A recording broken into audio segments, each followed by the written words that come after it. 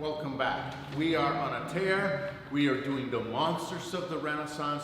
That's Da Vinci, Michelangelo, Bramante, Raphael. And now we're going to talk about two that you might not know so much, and that's Giorgione and Titian. So when we're going to go into another phase, so far it's been Florence, Florence, Florence. And of course there's people in Rome, the Sistine Chapel, you know, the Pope, but there's another, and we talked about Milan, which was the enemy of Florence. But let's talk about a new place, the most serene republic, La Serenissima Venezia. Venice, okay? Venice, which I haven't gone, I'm dying to go, and with this coronavirus and the problem with the water going up, who knows? But Venice is a very important city-state. It has a lot of commerce via water. Things are coming from the east, you know, through Venice. So it's a very, very important place. And it's expanding its influence in the early 1500s, right? 1400s, 400, 1500s, 500. 1500 is 16th century. And in the first quarter of the 1500, that's the high Renaissance, the big explosion of talent. After that, it doesn't go down, it just changes. We go from Renaissance, which is so balanced, right? So clear and so clean. We go into something called mannerism, more exaggeration, more like imbalanced compositions, maybe things closer to what we like today, right? A little bit of a different sensibility. But in any case, before we get to mannerism, the last two monsters of the Renaissance are Giorgione, and look at Giorgione. Look at this picture, The Tempest. Look at this picture, The Tempest. And why don't we look at The Tempest and try to analyze The Tempest? First, you describe the picture. What's going on? Well, there's a guy looking at a woman with a baby, and they're divided by a river. A river runs between them. The woman is naked, he's dressed, and behind them there's a city, right? And there's a tempest in the sky. So that's the description.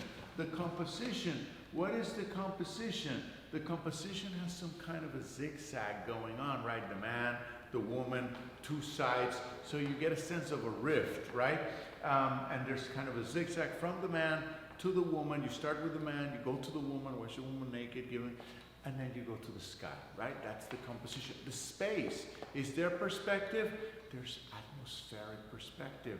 It's very, very powerful. Light and dark, there is some play of light and dark giving drama to the two characters. And ultimately the color is a very, very special color, because the color in Venice is very, it's a different kind of color. It's not as bright as the color of Florence. And typically we have a fight between the Florence Renaissance, which is linear, which is clean and clear, and the Venetian school, which is more about color. The contrast comes through the color. So we have line Florence, color Venice. And that was like a very short analysis of the painting. And then what happened? Well, what happens between men and women. Sometimes we come together, sometimes we come apart. Sometimes when we come together, a third person appears, right? So maybe that's what's going on. Maybe this guy, is showing up to see about a kid that he might not have accepted or sort of being responsible for. Who knows what the hell's going on? But we did an analysis, a preliminary analysis, and look at the poetry of it. And again, also, look at this other pastoral concert. Again, the guys are dressed, the women are naked. What the hell is going on? And you will see this later on in art history and Impressionism, because that's what Manet does. Manet, the famous 19th century French painter with the scandalous works, of Déjeuner, breakfast on the grass. It comes directly from Giorgione, okay? These classical beauties with two fine-looking young men. Maybe they were the equivalent of some of our students today. And they're hanging out, and then this woman from classical antiquity appears, right? Very, very cool. Look at his self-portrait. Ooh, he don't look like too nice, right? He looks like a powerful dude. He looks like a Rasta, who knows? Now, when we talk about the next painter, we talk, and look at Giorgione's Venus. Look at this Venus again. Look at her lying down. Venus is a classical goddess, so this comes from antiquity, and this becomes a trajectory. Venus, Venus, we see a lot of Venuses. And look at the color, that's the color of Venice. It's very sensuous, very different from the bright hues and values of Florence. Now, we're going to move on to the next artist. The next artist, he lived a long life. His name was Titian, okay? He was trained with Bellini and Giorgione, so they're all good together, okay? And he became a millionaire. He did paintings for the great kings of Europe, and he did paintings for the Spanish, who had just discovered the New World. The Caribbean, where I'm from. I'm originally from Puerto Rico. Mexico, the great Mexico. All these things are making the Spanish crown the most rich crown in Europe. And guess who paints for them? Titian. So he is very, very famous that way. And he also has some Venus. Look at this Adoration of Venus with all the babies. Look at Bacchus and Ariadne, a classical composition. Look at the color, because it's Venetian. And this is one of his most famous paintings, erotic for the time, okay? The Venus of Urbino, okay? And that's a whole story going on.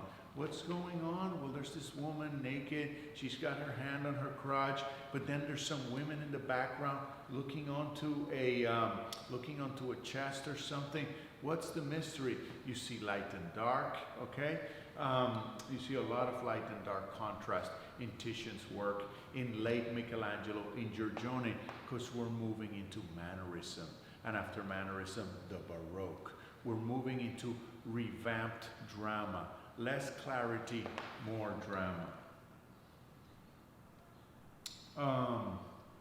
And Titian also towards the end of his life, he also maybe feels bad or feels like he has to clean up his life, clean up his art. And look at some of his last pictures. Pictures of Jesus Christ getting hit, getting beat up on his way to being crucified. So all these artists, Donatello, Michelangelo, and Titian, experiment at conversion. When they get older, they don't draw so many naked bodies. They don't draw naked men, especially men or women.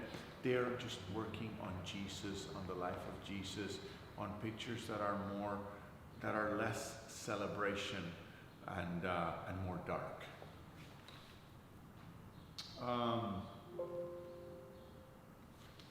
So, when we finish, we've finished Italy.